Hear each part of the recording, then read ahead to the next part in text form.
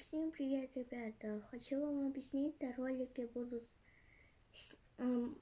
видосы какие-то будут сниматься на выходных будет пятница, а на других в субботу, потому что родители, это по Murder Mystery 2, родители мне сказали, да, они разрешают мне играть в компьютер, но только по выходным.